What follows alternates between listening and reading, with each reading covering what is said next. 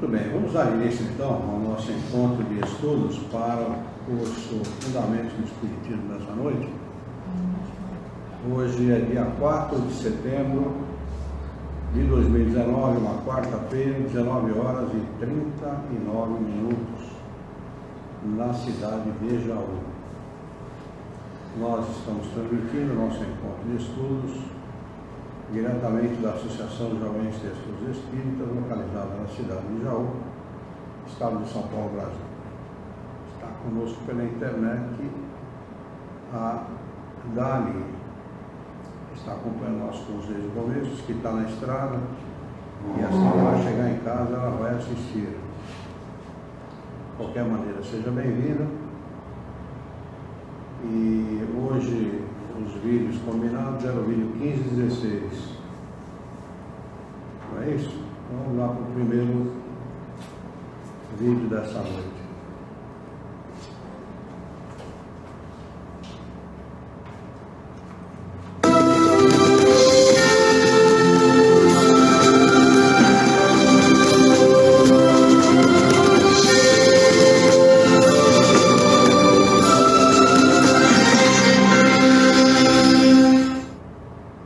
Olá, amigos, bem-vindos à 15ª edição de Espiritismo Agora, um programa feito para você que gosta de estudar. Estamos, desde o programa anterior, estudando, examinando, falando sobre evolução. E começamos lá com os filósofos antigos e vamos continuar com eles para entendermos como é que se desenvolvem os pensamentos a respeito deste tema, evolução. Um tema importante que acompanha a humanidade desde tempos muito antigos. Estão lembrados? Eu vou voltar à nossa transparência anterior para falar detalhes, porque nós paramos em Tales de Mileto. E como é que ele via esse assunto ligado com a origem das coisas. E falava da origem, dos movimentos e das transformações de tudo. E chegamos num ponto em que ele diz assim: nesse eterno movimento, novas formas de vida se desenvolvem. Portanto, evolução. Vamos dar então, por necessidade, um salto na história para nós entendermos esse assunto de Tales de Mileto depois. É um salto para frente.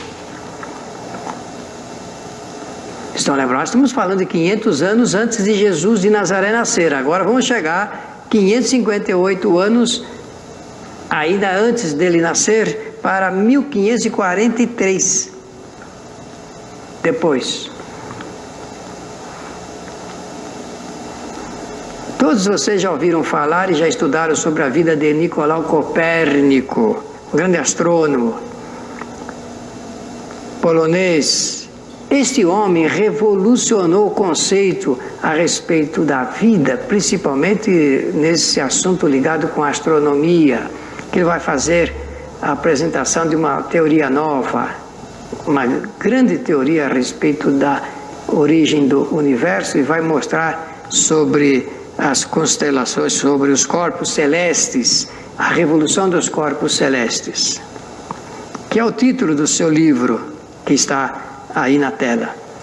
Então, para ele, o Sol estaria fixado, seria fixo, e os planetas girariam em movimento circular, uniforme, em torno desse centro. Então, quando eu falei de heliocentrismo lá atrás, no nosso programa anterior, estamos nos referindo à teoria do Sol como centro do universo. Copérnico idealizava dessa forma. A sua teoria fala de que a Lua giraria em torno da Terra, que por sua vez giraria em torno do Sol, todos no mesmo sentido, direto de oeste para leste. Essa é a concepção copérnica sobre o universo. Aí está a apresentação do seu esquema gráfico da constituição, então, do nosso sistema. O Sol, vem depois Mercúrio, Vênus, Terra, a Lua em torno da Terra, Marte, tem Júpiter e tem Saturno. Até esse momento não existe a ideia de outros planetas do sistema. Estamos dentro desse salto para retornarmos daqui a pouco lá para a era de Tales de Mileto, porque nós temos que juntar as coisas aqui. E Ptolomeu, da Alexandria, não é?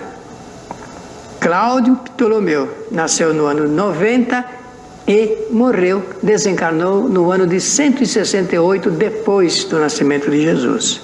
Ele foi um cientista grego que viveu na Alexandria, que é uma cidade do Egito, ali que ele desenvolveu mais e melhor os seus estudos. Para ele, diferentemente de Copérnico, a Terra é que estava fixada no centro do chamado universo. Em torno dela a Lua, Vênus, Mercúrio, Júpiter, o Sol, que gira em torno da Terra, essa é a ideia lá. Tudo para mostrar para nós, todos, amigos, como é que se desenvolvem esses pensamentos de evolução. As verdades consideradas científicas em um determinado momento já não será mais verdade em outro momento, porque uma nova verdade é sempre acrescentada, substituindo a antiga verdade apresentada anteriormente. Olhem como é que o nosso amigo Ptolomeu apresentou o seu esquema gráfico a respeito do universo, chamado universo. Na verdade, está falando do sistema apenas.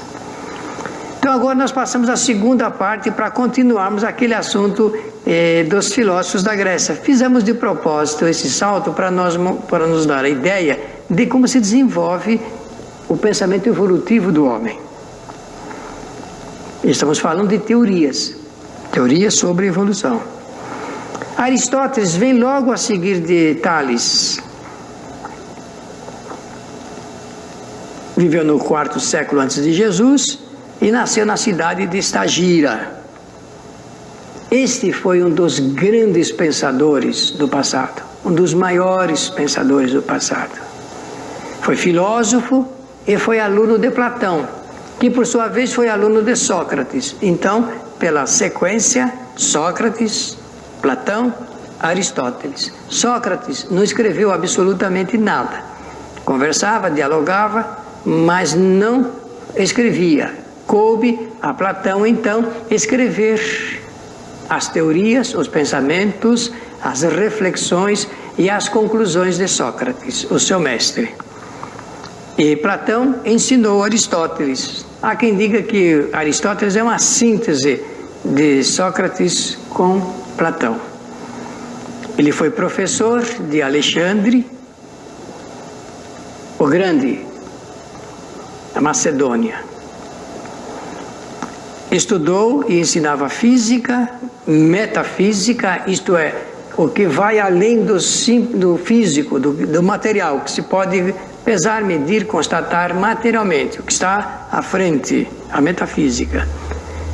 Teatro, poesia, ética, ciência que estuda e orienta a moral, e biologia. Estamos diante, então, de um grande mestre, e juntando tudo isso, ligado com as ciências, visto que ele desenvolve pensamentos altamente científicos sobre a vida. Aristóteles diz que o orgânico surgiu do inorgânico por metamorfose direta. Metamorfose, aquela transformação direta. Aquilo que nós conhecemos como orgânico veio do inorgânico. É assim que ele vai discorrendo sobre a sua ideia evolucionista. E que o mundo orgânico, como nós conhecemos, possui 3 estágios. Dos vegetais animais e do grupo em transição, para uma mudança, uma transformação. Como podemos observar, desde o primeiro filósofo, sempre a ideia da modificação, da transformação está presente. A própria ciência hoje sabe que existem mudanças e transformações, não sabe o que vai dar, mas sabe que isso já é um processo. Tudo isso do ponto de vista da organização da vida é importante para nós que estudamos o Espiritismo, porque a doutrina espírita, sendo evolucionista, ela prevê nos seus estudos teóricos a organização com base nas modificações. Estamos falando do elemento material sob a agência e regência do elemento espiritual. Em seguida vem Erastótenes, grande pensador da Grécia e que vai desenvolver um pensamento bastante interessante para entendermos a vida. Erastótenes nasceu no ano de 285 e desencarnou no ano de 194, antes de Jesus de Nazaré nascer. Aí a ilustração da sua figura, como foi conhecida.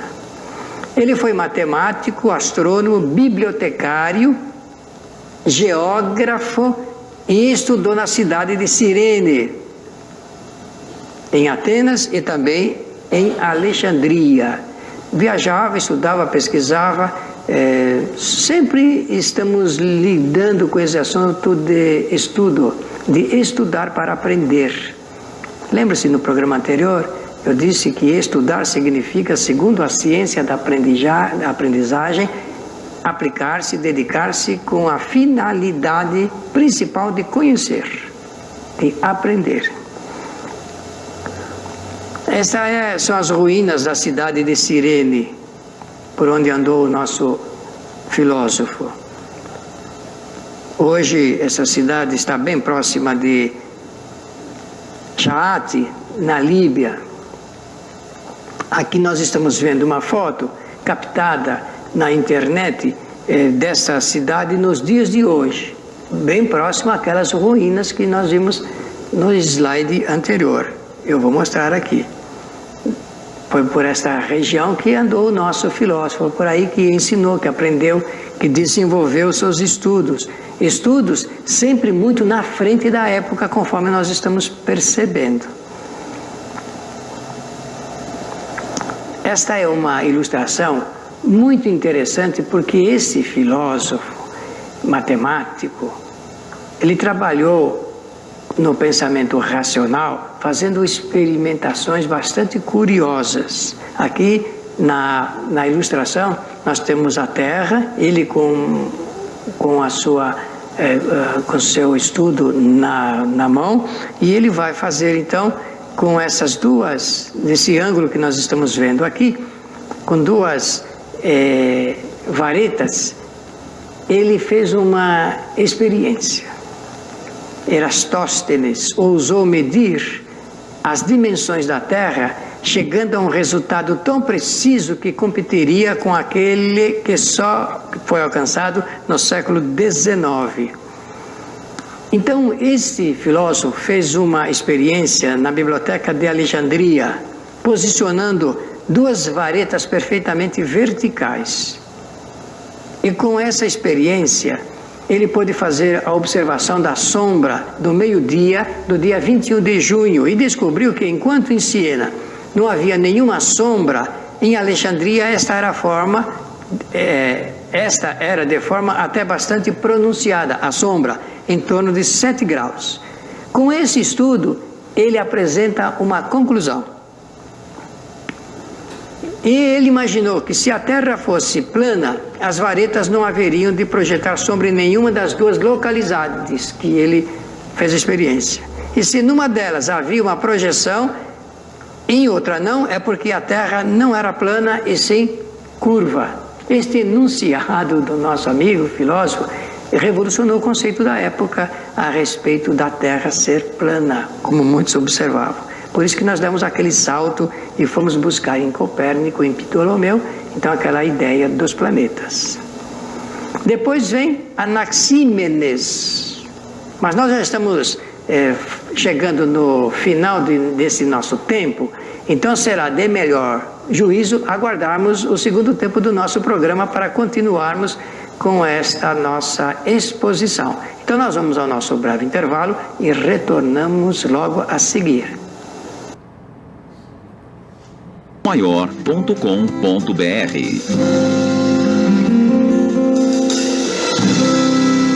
Um simples gesto.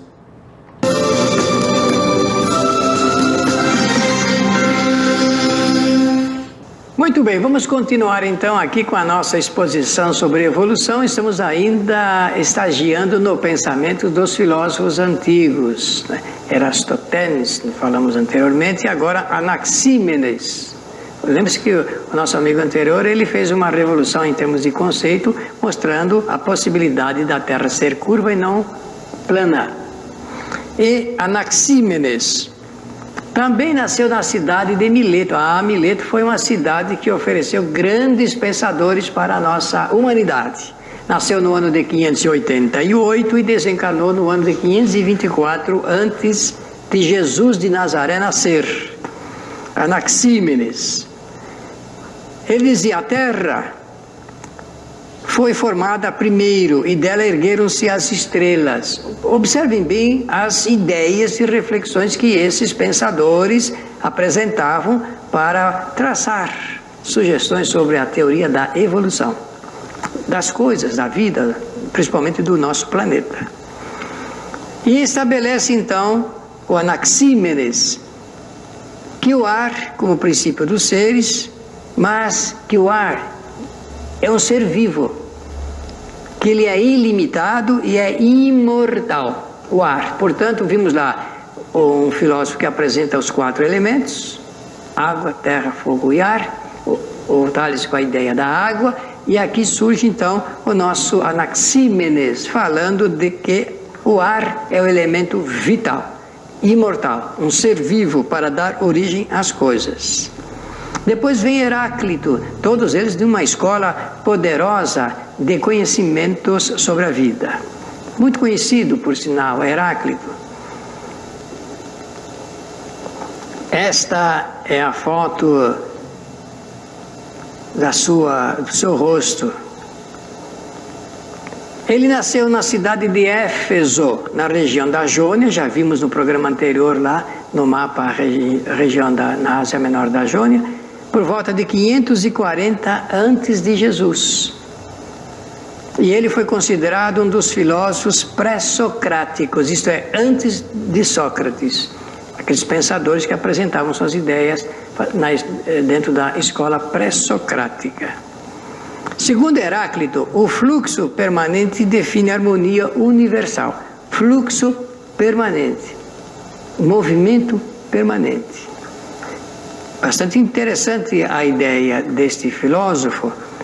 E então ele diz que tudo se move e que nada está fixado na imobilidade ou imutabilidade. Tudo é regido pela dialética, pelo choque conceitual da afirmação e da negação das coisas, e que a tensão e o revezamento dos opostos apresenta essa harmonia. Aliás, eu posso dizer aqui que um bom conceito sobre harmonia, se nós queremos ter, é exatamente o equilíbrio dos contrários. A harmonia. Já que existem as diferenças. O processo dialético, como um princípio desse desenvolvimento e desse fluxo no pensamento deste filósofo. O fogo transmuta-se em tudo que existe, assim como tudo nele se transforma. Percebe-se assim um fluxo constante da mutação, sempre ligado com esses elementos da própria natureza, os 4 elementos naturais. O fogo é o elemento primordial entre os outros que constituem o universo. Esses outros elementos é a água, a terra e o ar. Volta então à teoria novamente dos 4 elementos componentes do universo: fogo, água, terra e ar. O pensamento dos filósofos sempre trabalhando em cima desses componentes. Na nossa terceira parte, nós vamos deixar para trás um pouco os filósofos, vamos fechar o assunto com eles lá na frente, quando estivermos encerrando esta série sobre evolução, e vamos então lembrar dos cientistas do passado, esses homens que não pensavam como os filósofos, não faziam elaborações teóricas no pensamento, mas sim com a observação. E vamos lembrar em Espiritismo agora esta figura, este cientista de renome internacional, Jean-Baptiste Lamarck. Nasceu em 1744 e morreu em 1829. Lamarck foi quem primeiro sugeriu uma teoria de evolução fundamentada na observação e pelos efeitos dos caracteres adquiridos. Vocês vão ver uma coisa bastante interessante na apresentação teórica da constatação de Lamarck. Então, a observação dele dizia respeito, por exemplo, aos animais. E vamos tomar como modelo aqui as girafas, porque é desse reino que ele vai fazer a elaboração e a apresentação da teoria. Diz Lamarck, no seu pensamento teórico, observando os fatos, que a girafa não tinha pescoços compridos. O seu pescoço era curto, um animal comum. Mas pela própria necessidade de alimentar-se e tendo que buscar cada vez mais alto a sua alimentação, então, por aqueles efeitos adquiridos que eu mencionei, essa espécie foi esticando o pescoço. Olha aqui como é que ele imaginava a teoria da evolução da espécie da girafa. Quanto mais alto estivesse o alimento, por essa necessidade de busca, de procura, a alimentação, então se tornou um animal de pescoço alongado.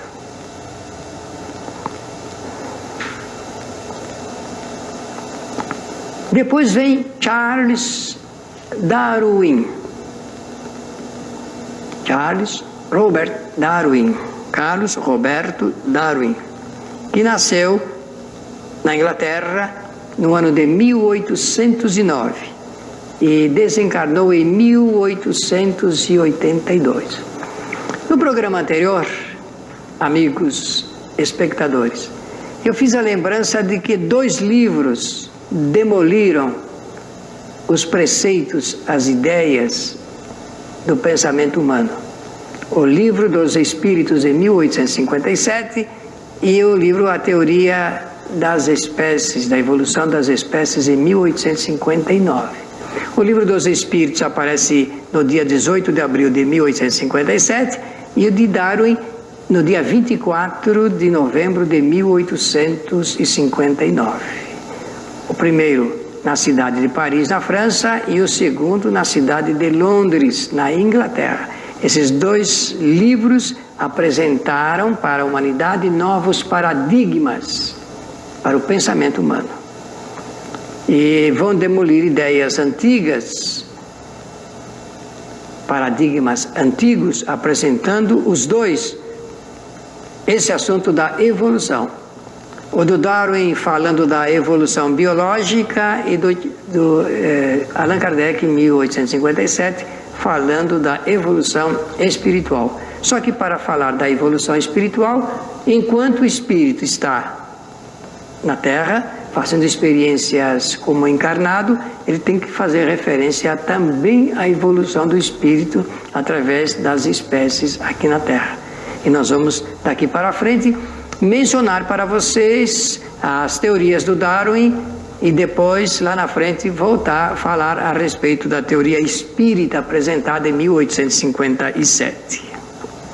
Aqui é o rosto de Charles Darwin ao lado do livro que ele editou no mês de novembro de 59. Depois de uma pesquisa mundial, uma viagem de mais de 5 anos que ele fez, fazendo coleta, catalogação, classificação, sistematização de tudo quanto ele pôde observar para depois fazer o seu enunciado científico. A respeito desse enunciado científico de Darwin, nós teremos que fazer um comentário bastante interessante sobre a teoria de um outro pesquisador chamado Alfred Wallace Russell. E isso vai fazer um cotejamento entre as 2 teorias desses evolucionistas.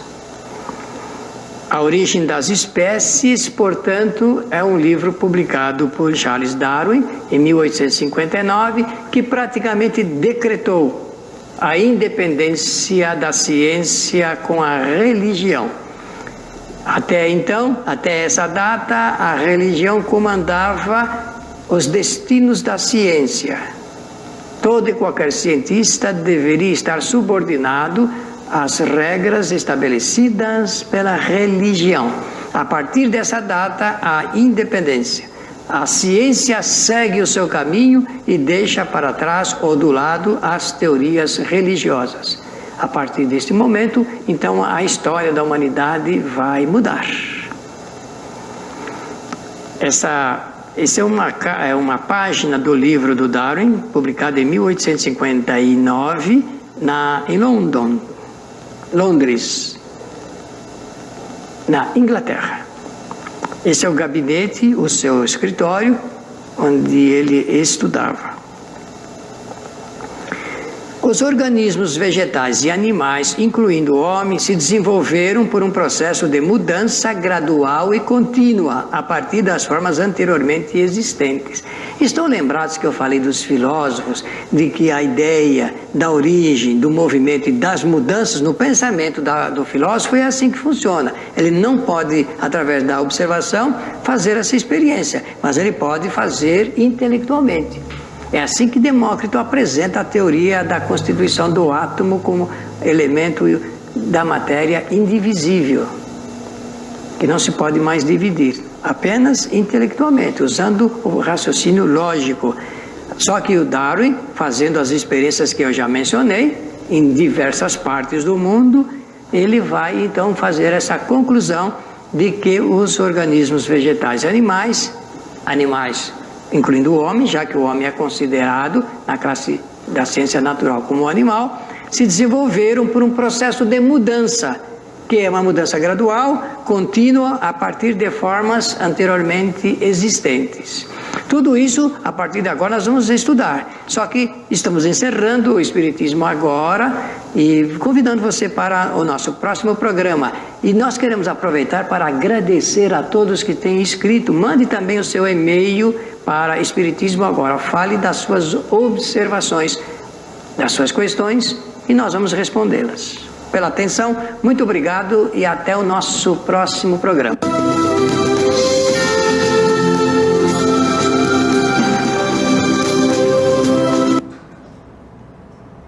Alguma dúvida até aí, gente? Não?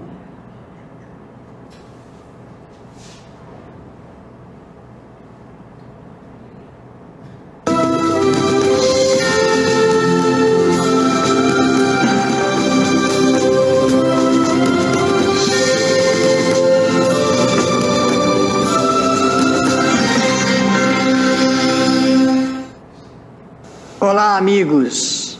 Bem-vindos à 16ª edição de Espiritismo Agora. Um programa feito para você que gosta de estudar, para conhecer. Estamos desde o nosso 14º programa, número 14, falando sobre evolução. Um tema estudado, examinado desde há muito tempo pelo homem. E fizemos primeiro uma remissão histórica sobre os filósofos, para entender a evolução, como é que os filósofos imaginavam a teoria da evolução, a origem das coisas, e agora estamos falando dos cientistas. Mas para falar dos cientistas tivemos que fazer essa remissão histórica sobre a filosofia, principalmente os grandes filósofos da Grécia Antiga. Evolução, portanto, é o nosso tema.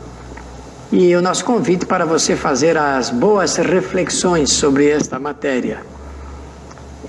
Nós iniciamos no programa anterior, no 15º, falando de Charles Darwin, um cientista inglês que apresentou a teoria da evolução das espécies através do seu livro, publicado no mês de novembro do ano de 1859, na cidade de Londres. Aí na tela você está vendo o gabinete de trabalho do Darwin. E então começamos dizendo que ele apresentou a sua teoria. Aqui estamos fazendo um resumo bastante rápido para você incursionar no estudo desse tema. Os organismos vegetais e animais, em que se inclui o homem, se desenvolveram por um processo de mudança gradual e contínua, a partir das formas anteriormente existentes. Esse é o início da apresentação da teoria do Darwin. Como nascem de cada espécie muito mais indivíduos do que os que reúnem possibilidades de sobreviver, e como, consequentemente, existe a luta pela existência que se repete com frequência, disso resulta e se segue que, variando, embora apenas da maneira ligeiramente proveitosa para si, na complexa e por vezes mutáveis condições de vida, qualquer espécie terá, qualquer ser terá maior probabilidade de sobreviver e assim será naturalmente selecionado. Isto é, de acordo com o grau de possibilidade de resistência e adaptação de cada um, esse é o que vai, com toda certeza, no processo da seleção natural, sobreviver. Então resulta daí de uma espécie a sequência natural de outra espécie. De acordo com o vigoroso princípio da herança, entro no assunto genético, toda variedade selecionada tenderá a propagar a sua forma nova e modificada. É assim que ele vai encaminhando a teoria da evolução das espécies. Esse é o pensamento do Charles Darwin. Essa é a teoria desse nosso pesquisador inglês, publicado em 1859.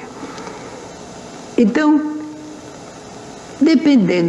depois que o Darwin apresentou a sua teoria, nós daqui a pouco vamos desenvolvê-la ato contínuo com as apresentações de novas ilustrações que faremos propositadamente para dar uma ideia de como fechar o assunto do Darwin aqui no nosso programa Espiritismo Agora.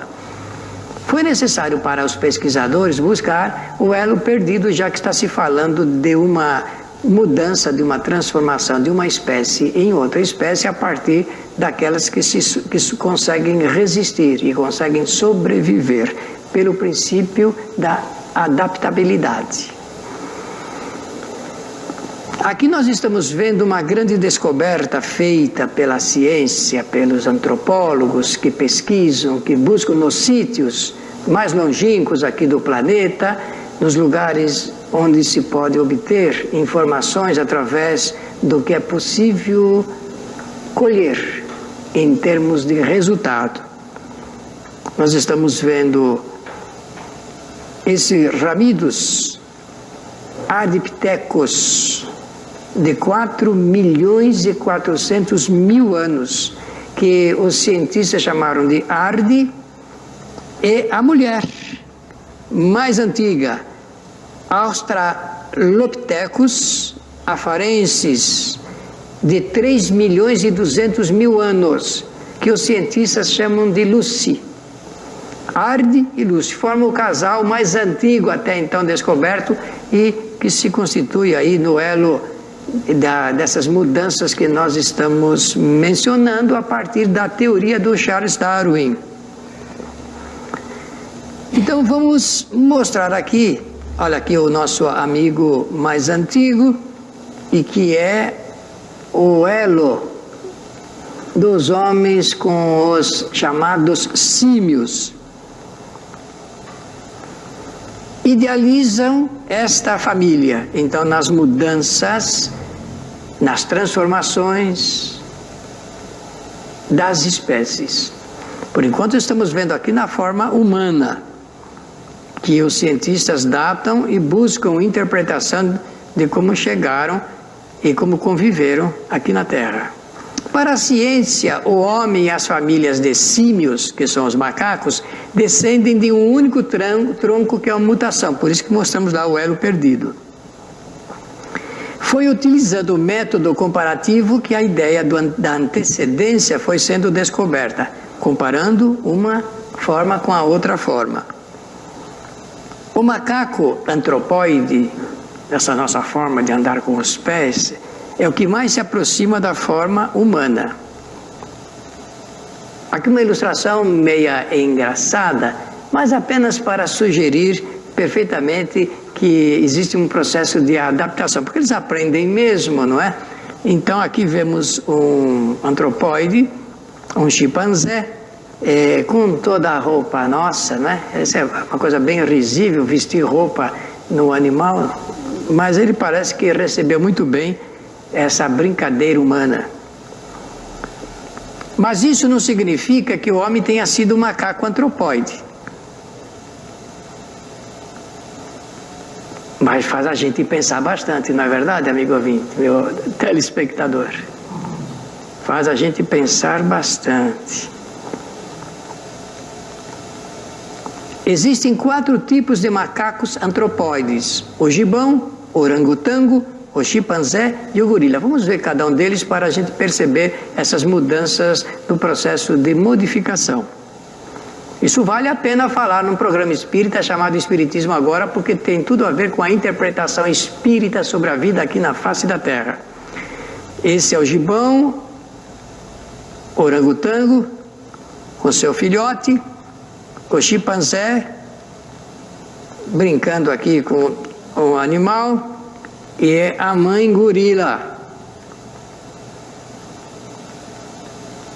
Olhem bem nas características e também na forma como estão segurando aí os seus filhos, ou então aqueles seus companheiros. O gibão, o orangotango, o chimpanzé e o gorila.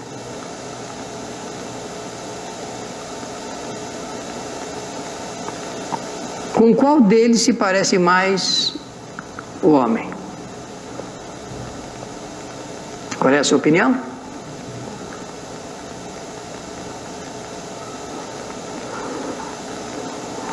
Aqui é uma família de gorilas.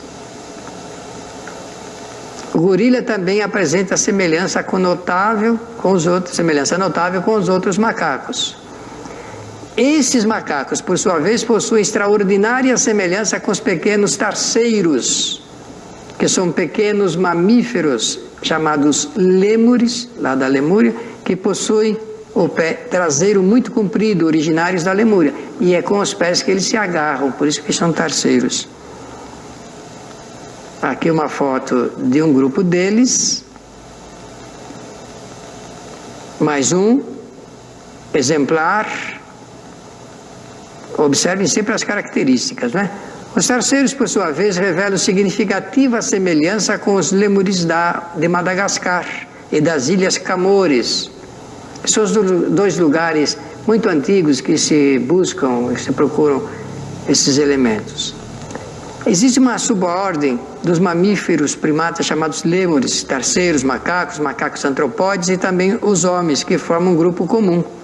Por isso que o nosso amigo Darwin foi somando essas informações através de um processo de classificação científica e chegando à conclusão de que poderia haver, por herança, uma forma advindo depois da outra. A ciência recebe isso com muita naturalidade, né? As criaturas que mais se parecem com os lêmures são conhecidas como insetívoros, aqueles que se alimentam de insetos, o que chamados mussaranhos. Olha, um modelo e um outro, uma outra espécie. Isso para dizer dessa família que nós estamos descrevendo aqui, porque segundo a ciência há mais de 70 milhões de anos que aparecem esses elementos bastante primitivos na face da Terra para chegar até o ponto da nossa forma humana. Os lêmures podem ter 30 gramas ou então até 10 quilos, dependendo da espécie. Os maiores, que chegavam a pesar mais de 200 gramas, extinguiram-se desde que os humanos se estabeleceram lá nas ilhas de Madagascar. Observem bem aqui. Uma espécie chamada loris, o tárcio das Filipinas e a ramificação milhões de anos até chegar nessa fase aqui do Australopithecus. Nós vamos ter que fazer um breve intervalo e nós voltaremos logo a seguir para continuarmos com essa nossa exposição sobre evolução.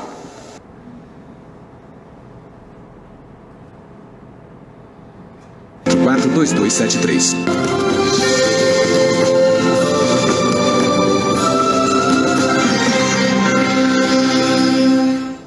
Retornamos para a nossa exposição sobre evolução e estamos falando das concepções dos cientistas sobre esse assunto ligado com a evolução das espécies. Por enquanto estamos lembrando o Charles Darwin. Ora, nesta ilustração ficará mais fácil entendermos aqui quando há uma proposta de compreendermos há 70 milhões de anos, quando aparecem essas espécies que vão preparar pelas ramificações, segundo a teoria do Darwin, até a chegada do homem. É por isso que se tem essa ideia da relação nossa com os parentes mais próximos aqui, que são os símios, né?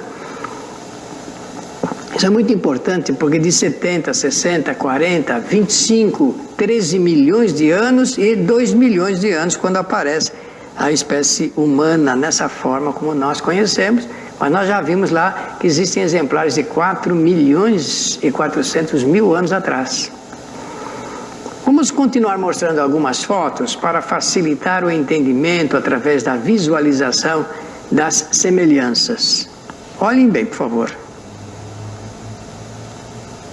Eu não quero dizer que se parece com certas pessoas, mas dá quase que a impressão que a gente conhece pessoas parecidas, não é verdade?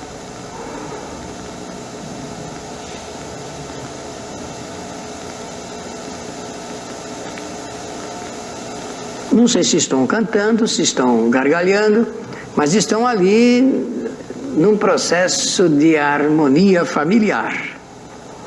Talvez contando um caso do dia para o outro, não é? Uma anedota, quem sabe? Aqui a família reunida. Olha que coisa bastante interessante. Nós precisamos conhecer sempre de onde nós viemos.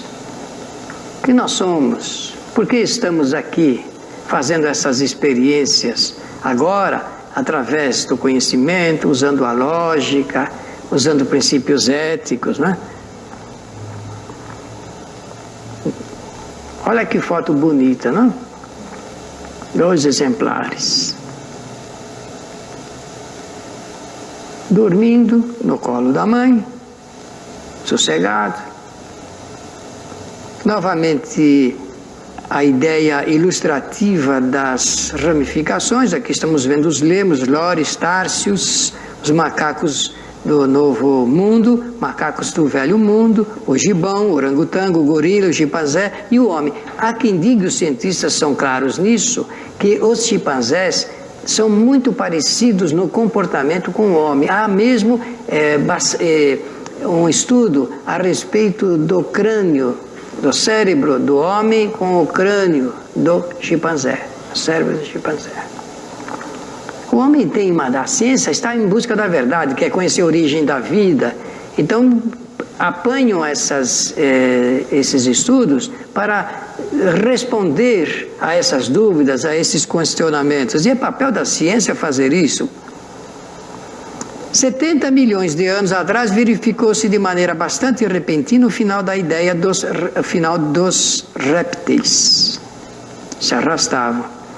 Aqui nós vemos a ilustração da Terra nesse tempo, da África, Sul América, a Eurásia, Antártica, a Austrália e a Nova América. E isto criou condições para que os mamíferos tivessem, por fim, uma oportunidade de evoluir com maior rapidez. Quando nós estudamos em nome da doutrina espírita esse processo da evolução através das diferentes formas, nós vamos entendendo a mudança cada vez maior no processo de velocidade para a aprendizagem. Por exemplo, disse que nesses últimos 25 anos, dentro das ideias tecnológicas, conhecimentos tecnológicos, a humanidade progrediu muito. E daqui para frente, o que foi produzido em termos de 25 anos, será em 7 ou 8 anos, o encurtamento do tempo, uma velocidade maior, num resultado melhor para o conhecimento. Quando o dia passa 24 horas, com certeza você já usou essa expressão, puxa, o dia passou muito rápido hoje, muito rapidamente. Mas na verdade o dia não pode passar muito rapidamente porque os movimentos são os mesmos. Então o que se passou? Por que nós usamos a expressão? É pela velocidade e das atividades que nós temos. O pensamento é muito rápido, não é? Olha aqui a ilustração de animais pré-históricos. Estamos mostrando assim para entendermos um pouco a teoria do Darwin sobre a evolução das espécies. Nós estamos vendo aqui animais de todo tipo, em eras diferentes. Vamos falar daqui a pouco da era dos Cretáceos, né? Os animais pré-históricos, o número 2, aqui a ilustração número 2, para então vermos mais algumas diversificações enquanto animais. E no final do Cretáceo, então, essas rochas, cerca de 47 milhões de anos atrás surgiram os primatas, que é essa ideia que se tem a respeito de quando eles surgiram aqui na Terra. O período Cretáceo é uma idade da Terra realizada para 140 milhões de anos até 65 milhões de anos atrás. Alguém tem alguma ideia a respeito disso? O que significa 140 milhões de anos atrás? Será que isso é importante para nós estudarmos o Espiritismo, estudarmos o Espírito, estudarmos o futuro da humanidade? No período Cretáceo, se varia 140 milhões até 65 milhões de anos atrás, os dinossauros atingiram o seu auge e também conheceram o seu ponto final das experiências aqui na Terra. E nasce então a era dos primatas. Essas ilustrações servem para nos lembrar, idealizar, pensar um pouco nas formas. Além da América do Norte e do Sul e também da Eurásia, é provável que vivessem na África. Os cientistas imaginam isso. E parece que os filmes hoje a respeito dos Jurássicos dá bem essa ideia de como eram esses animais. Mas esses estudos são importantes a respeito da vida aqui na Terra, que nasce aí com essas ramificações até chegar no ponto que nós conhecemos o homem. O interessante é que o homem não se supõe como produto dessas espécies anteriores, dessas formas anteriores. Talvez um pouco de orgulho no pensamento.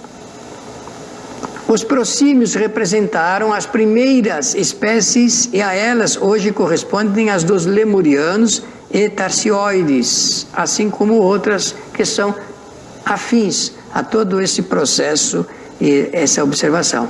Hoje fica mais fácil a gente ver filmes bastante interessantes, vídeos até do comportamento dos animais, de todos. E parece que com essa análise, com essa verificação, fica mais fácil a gente entender que ali tem um ser pensante, um ser que pensa e que age com vontade própria e reage diante de situações, por vezes dramáticas, que atingem a sua própria sobrevivência.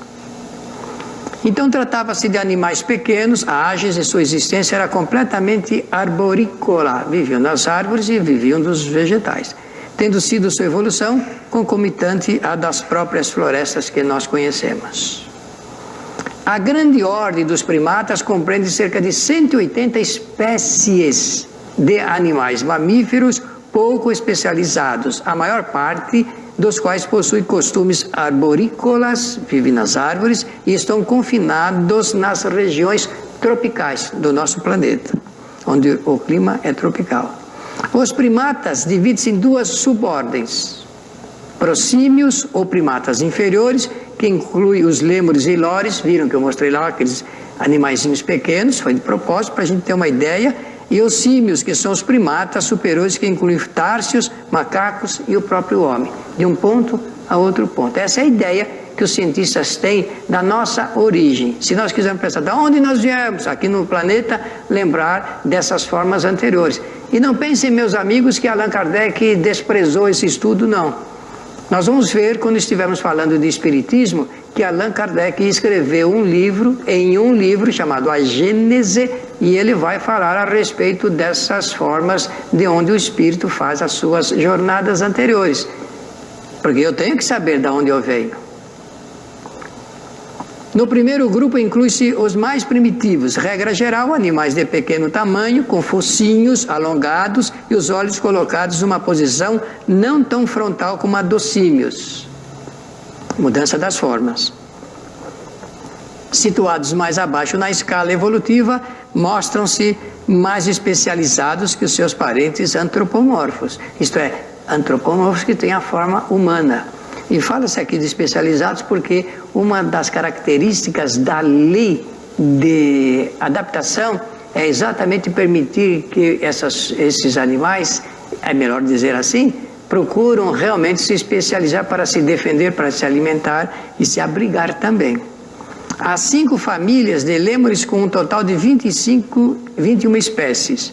A maioria está confinada às florestas de Madagascar, embora alguns tenham sido levados também para as ilhas Camores. Os lêmures são principalmente arborícolas, mas podem descer ao solo à procura de alimento. São as experiências que se faz. A sua dieta inclui insetos pequenos, vertebrados, frutas, brotos, folhas e casca de árvores. Muitas espécies são notívagas, isto é, só têm vida ativa à noite. Os menores são os lêmures ratos, com um comprimento de 12,5 centímetros, enquanto que os verdadeiros lêmures atingem cerca de 45 centímetros. Essas duas fotos mostram alguns exemplares. E agora, a partir desse instante, nós vamos falar de evolução. A teoria, como é que o Charles Darwin apresentou a sua teoria para nós entendermos o significado de toda esta exposição que fizemos. Mas isso, meu amigo, vai ter que ficar para o nosso próximo programa, porque nós já estamos encerrando praticamente Espiritismo Agora, no nosso número 16º, número 16. E eu quero agradecer a correspondência que temos recebido, a todas as cartas, os e-mails. Continue mandando, escreva também para Espiritismo Agora. Você está vendo aí na tela o nosso endereço eletrônico. Mande a sua correspondência, apresente as suas observações, as suas ideias, as suas perguntas e nós vamos respondê-las.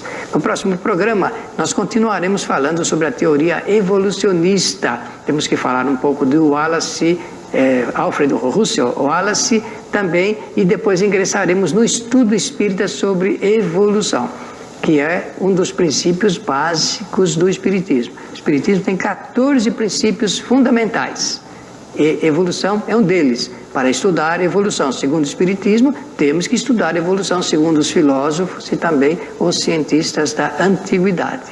Queremos nos despedir de você nesta oportunidade, agradecendo e convidando para o nosso próximo programa. Até lá, amigos.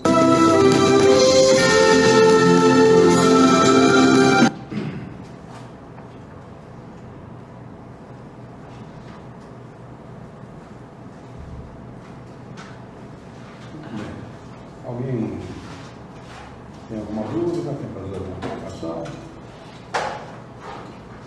Eu quero. Estava quando ele falava dos mais antigos, dos filósofos, me veio na cabeça Paulo, o apóstolo, quando ele fala o seguinte: quando ele era menino, ele se comportava, ele falava como menino. Quando ele vira homem adulto, ele se comporta de outra maneira. É uma forma muito simples e óbvia. Eu não sei se ele quis falar isso ao pé da letra ou tinha um significado muito maior, que seria esse, de mudança, de adaptação. suponho que sim, eu não conheço muito bem o pensamento dele, mas suponho que sim, conhecendo o Evangelho de Jesus, como ele conhecia, né, a profundidade que ele conhecia, eu suponho que é exatamente isso, né, e que ele se referiu aos ensinamentos de Moisés como, vamos dizer assim, um ensinamento menos profundo do que os ensinamentos de Jesus, né? Então, quando a humanidade era, do ponto de vista espiritual, mais infantil, pensava-se daquela maneira, olho por olho, dente por dente, etc. De uma maneira mais viril, mais evoluída, já se pensa de uma maneira completamente diferente, né? O amor, o perdão, o entendimento, e todas essas coisas que compõem a ética, a moral e a ética. É disso que ele falava mesmo. O Paulo era um cara muito criterioso, né? O Paulo era um cara muito sério naquilo que ele... e idealista também, nas coisas que ele fazia. Ele era um judeu idealista, né? Um adepto do judaísmo, muito idealista, depois se tornou um idealista, um seguidor de Jesus. Então ele sempre procurou estudar bastante o Evangelho de Jesus, o significado das coisas que Jesus ensinava e colocar, né, nas suas cartas. Ele mandou muitas cartas para os povos pagãos da época. Fundou igrejas, grupos, né, de estudo do Evangelho de Jesus e vários lugares adjacentes ao país onde ele morava, né?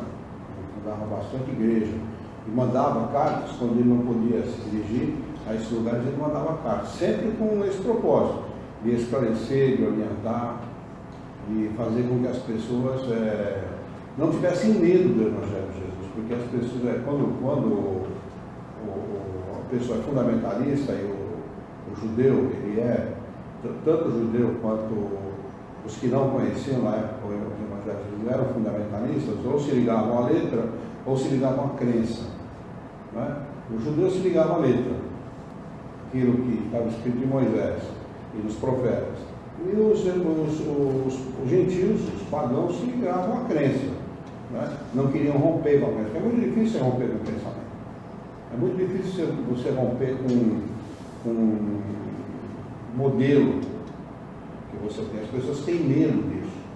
Sabe? É por isso que a gente sempre aconselha as pessoas a serem livres pensadores, a pensarem livremente, a romperem, né, com aquilo que foi estabelecido pela sociedade, imposto pela mídia, imposto pela família, muitas vezes, né, no caso de pessoas religiosas e tal, para tentar entender aquilo que os espíritos superiores tentam ensinar.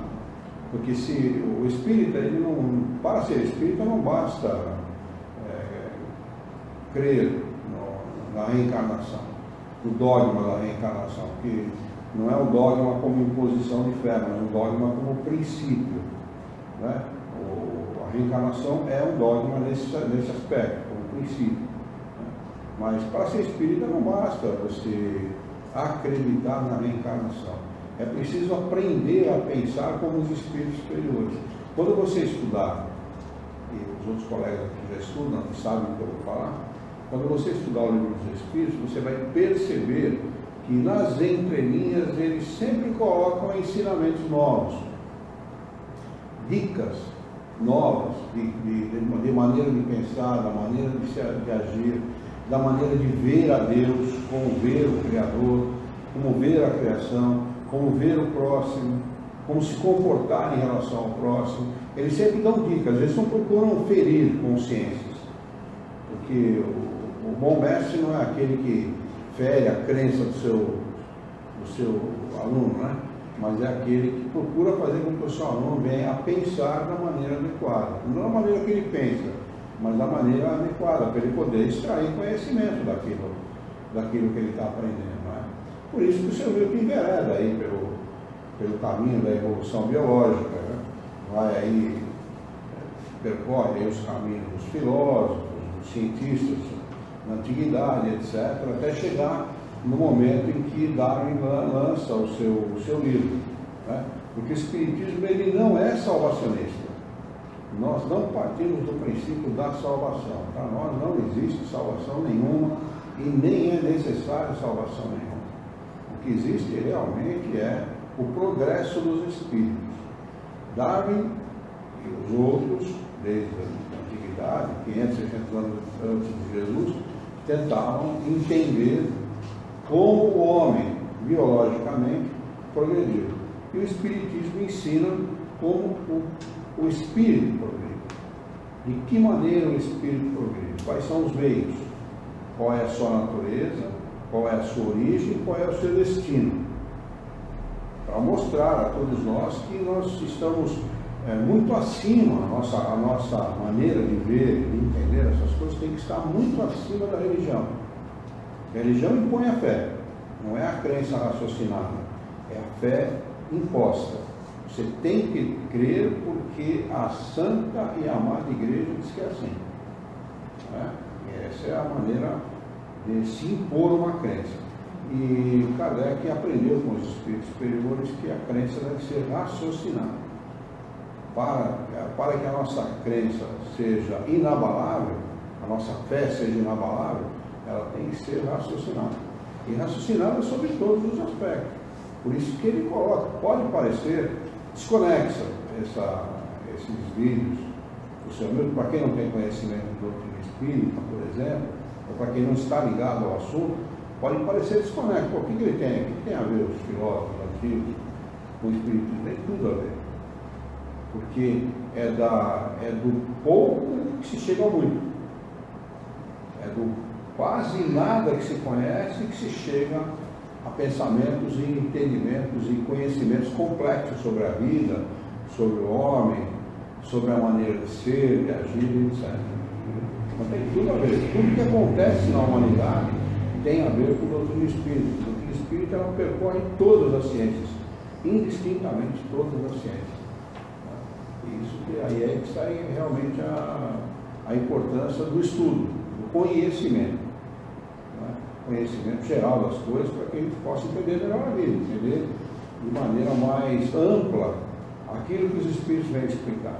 Por isso que a gente tem que aprender a pensar como eles, porque o ponto de vista deles não é o nosso ponto de vista. O ponto de vista deles é o ponto de vista do universo. O entendimento da vida de uma maneira mais complexa, vamos dizer assim, entendendo o conjunto, que nós temos uma visão muito rente à Terra, muito plana, nossa visão é muito limitada à vida na Terra. Portanto, é uma visão estreita das coisas. Quando o espírito, quando a gente desencarna, quando perde o corpo físico, o corpo físico morre, o espírito desencarna, o nosso entendimento ele se amplia para a compreensão daquilo que é o complexo da vida, como funciona a máquina, como funciona o todo. O seu mais amplo significado. Por isso que é fundamental para todos nós entendermos isso, entendermos essas razões. Se Paulo lá atrás tentava mostrar que Moisés era o início e Jesus tinha um significado muito maior que Moisés, hoje, por autorização de Jesus e por vontade de Jesus, do próprio Jesus de Nazaré, que é o Espírito da Verdade, eu posso afirmar hoje isso, porque Kardec faz essa afirmação na Revista Espírita, que Jesus é o Espírito da Verdade. Por força, determinação dele, os Espíritos vêm ampliar aquilo que ele trouxe, o conhecimento da vida espiritual, o entendimento do Criador e da vida em si, da vida na Terra e da vida fora da Terra, para que nós pudéssemos ter uma visão mais ampla, mais geral, de quem nós somos, por quê, qual é a razão da vida, qual é a finalidade da vida. Há pessoas que têm conhecimento profundo a respeito das coisas materiais, da ciência, todo tipo de ciência, mas se você perguntar qual é a razão da vida, ele não sabe responder. Ou vai responder de uma outra maneira completamente diferente àquela que a gente tem. Porque não por ser espírita que a gente pensa assim, mas por ter conhecimento. Não há sentido na vida sem a reencarnação, por exemplo. E isso não é o Espiritismo que diz, é a lógica que diz. Né? Tanto que você tem no mundo, fala, pô, o Espiritismo é pretencioso, ele quer ter quer receber a sanção da lógica, não é isso. 77 religiões diferentes acreditam na reencarnação e estudam a reencarnação. Então, você vê, é o pensamento que permeia a preocupação humana com aquilo que transcende, né? Com aquilo que vai além. Por que estamos aqui? Qual é a razão da dor? Qual é a razão do sofrimento? Qual é a razão da imperfeição humana, da violência, das guerras? Qual é a razão dessa nossa existência? E essa resposta é fundamental para que nós vivamos em harmonia com a vida. Eu não estou querendo dizer que a gente vai viver sem dor, não é isso. E nem sem violência, nem sem guerra, não é isso. Mas em harmonia com a vida, entendendo o porquê que nós, num planeta como o nosso, vivenciamos essas coisas. Isso é fundamental para que a gente possa ter paz para viver, aceitar a vida, viver sempre, vamos dizer assim, em função do melhor, esperando o melhor, mas sempre se preparando para aquilo que vier, e aceitando aquilo que vier, porque a gente sabe, nós somos imortais, pouco se me dá se a vida vai durar 20 anos, 30 anos, 40 anos, 5 anos, 10 anos, perder um filho, se perder a esposa, se perder o marido, pouco se me dá, porque a morte não existe. Então, o sofrimento é temporário, as adversidades são temporárias, né? Tudo aquilo que acontece aqui é bastante temporário, é sempre em função da imortalidade, da verdadeira felicidade, não da felicidade passageira e permeada aí de tanta infelicidade, tanto sofrimento, de tanta dor, como é a felicidade humana. Aquilo que nós consideramos felicidade, porque na realidade, para cada minuto de felicidade, nós temos 1 hora de lágrima nesse mundo. Essa, infelizmente, é a realidade, é a nossa realidade. Mas é preciso entender essa realidade. O objetivo do Espiritismo é isso, não é tirar da gente o sofrimento, a dor, aquilo que nós temos que vivenciar, não. Mas fazer com que nós entendamos a razão disso. Muita gente sofre muito, se revolta, emprega contra Deus, contra a vida, contra os outros seres humanos, eles creem da humanidade e tal, em função de não entender, em função de não ter essa compreensão. Muito bem. Alguém tem mais alguma pergunta? Quer fazer mais alguma colocação? Ficou bom para você, cara? Tudo bem? Podemos encerrar? Alguém pela internet? Está parado o filme aí?